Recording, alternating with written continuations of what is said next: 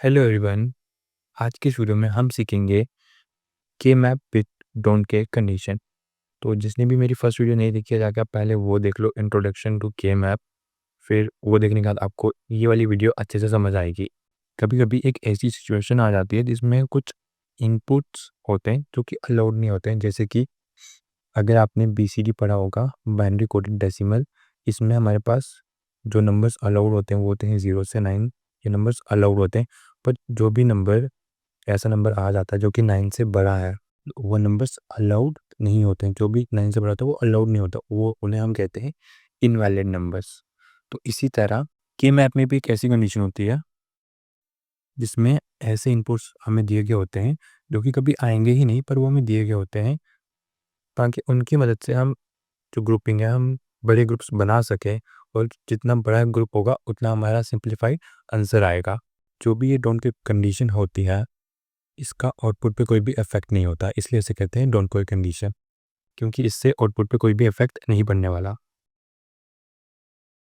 Don't care condition is also known as optional entries. इन्हें option इसलिए कहा जाता है क्योंकि अगर हम इन्हें नहीं लेना चाहते तो हम इन्हें इग्नोर भी कर सकते हैं। इन के map they are some rules with don't care condition. Let's see. After forming the K map, जब हम के मैप बना लेंगे उसके बाद fill ones at specified positions. हमें जैसे नॉर्मल करते थे, वंस को उसकी जगह पे हमने लोकेट कर लेना। उसके बाद जो जहाँ पे हमें डोंट केयर कंडीशन दी होगी वहाँ पे हमने एक्स वहाँ पे हमें एक्स पुट करना है। और उसके बाद हमें करनी है ग्रुपिंग, और ग्रुपिंग में हमें जो एक्स होंगे उन्हें भी एज वन ट्रीट करना है और हमें ग्रुप बनाना है। पर हमें ये इस बात का ध्यान रखना है कि कोई भी ग्रुप ऐसा ग्रुप नहीं होगा जिसके सारे एलिमेंट्स एक्स होंगे। तो इसे समझते हैं एक प्रॉब्लम के साथ। जैसे यहाँ पे है एक क्वेश्चन, हमें ये दिए गए हैं हमारे इनपुट्स और ये हमारी डोंट केयर कंडीशन। तो इसमें देखो, सबसे पहले 3 वेरिएबल के मैप बनेगा, तो उसे बना लेते हैं।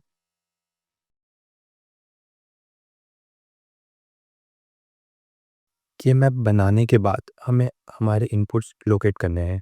तो सबसे पहले हम नॉर्मल इनपुट्स लोकेट कर लेंगे। ये है हमारे पास 1, देन 2 पे 5 एंड देन 7। ये लोकेट करने का हमें करने हैं डोंट केयर कंडीशंस को लोकेट करना है। और डोंट केयर कंडीशन को लोकेट करते टाइम वहाँ एक्स इनपुट करते हैं। तो यहाँ पे है 0 पे 4 एंड 6। तो ये हमारा इनपुट हमने लोकेट कर लिया। अब हमें करनी होती है ग्रुपिंग। तो यहाँ पे ग्रुपिंग में अगर हमारा जो डोंट केयर कंडीशन वो हेल्प कर रही है एक बड़ा ग्रुप बनाने में, तो हमें उसे भी इंक्लूड करना है और उसे भी वन की तरह ट्रीट करना है। तो यहाँ पे एक ग्रुप बन जाएगा ये 4 एलिमेंट्स का, and second group this one.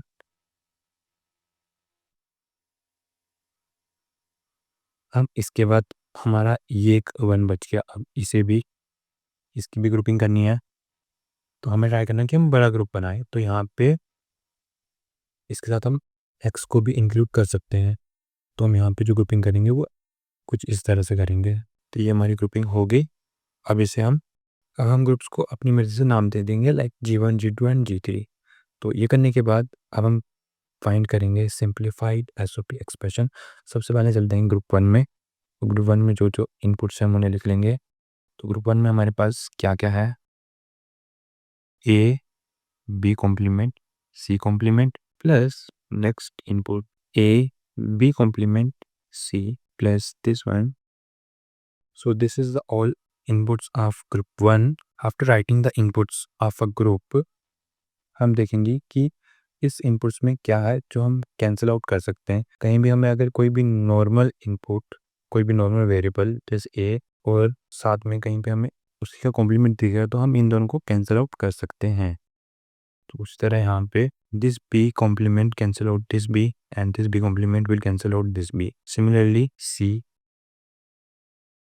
now we are left with a single A. Now we will move to the second group G2. सबसे पहले हम सभी इनपुट्स लिख लेंगे G2 में क्या क्या इनपुट्स हैं। ये रहा ग्रुप 2, इसमें है a complement b complement c plus a complement b complement c plus a b complement c complement plus a b complement c। सारे इनपुट्स लिखने के बाद हम देखेंगे कि कौन सा वेरिएबल है जो कैंसिल हो रहा है, तो उसे कैंसिल कर देंगे। यहाँ पे देखो c कॉम्प्लीमेंट से नॉर्मल c कैंसिल हो जाएगा और इस c कॉम्प्लीमेंट से ये वाला c कैंसिल हो जाएगा और ये तो a कॉम्प्लीमेंट्स इन दो नॉर्मल a को कैंसिल कर लेंगे। अब हमें बस बच जाएगा सिर्फ b कॉम्प्लीमेंट। इसी तरह से लास्ट ग्रुप है उसमें भी हम ऐसे ही करेंगे। G3 सारे इनपुट्स लिख लेते हैं। ग्रुप 3 के मैंने सभी इनपुट्स लिख लिए हैं।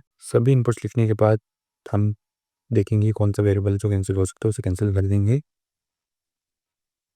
इस केस में a कैंसिल हो जाएगा और b भी। तो अभी हमने सभी ग्रुप्स में से सिंप्लीफाइड एक्सप्रेशन ढूंढ लिया। अब इसके बाद हमें क्या करना है, हमारे सिंप्लीफाइड एसओपी एक्सप्रेशन के लिए इन्हीं सारी टर्म्स को प्लेस करके लिख देना है। So answer is a plus b complement plus c complement. This is our simplified SOP expression for this question. Let's move to another question. In this question, we have inputs at location 0, 1, 5, 9, 13, 14 and 15 and don't care condition. First, we know that in this case, we required a 4 variable K-map. So let's form the 4 variable K-map.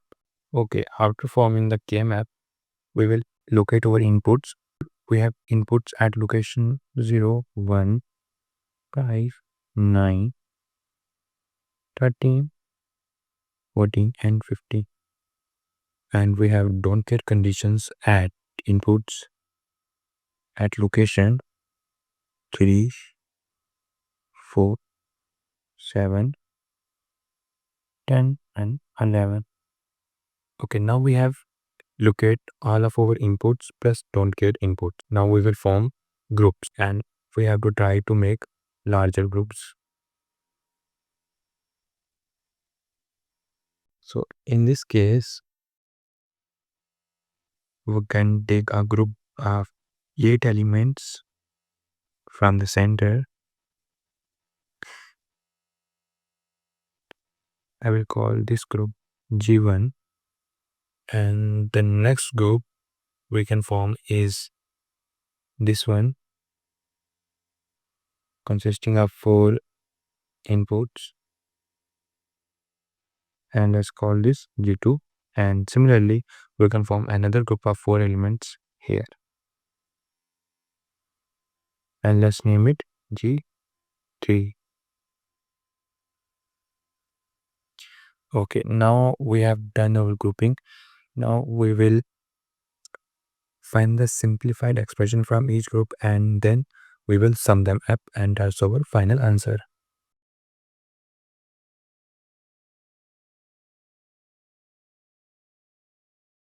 After writing the inputs of group 1, we will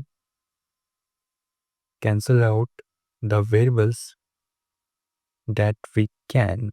I mean, like if we have a normal variable and a complemented variable, we can just simply cancel them out. So in this case, B will be cancelled out.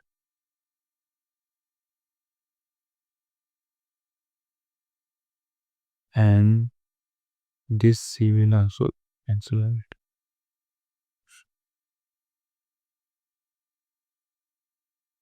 And we have 4 complemented A's and 4 normal A's. So they will all cancel out each other and we are left with just a single D. Similarly, we will do this to group 2 and group 3.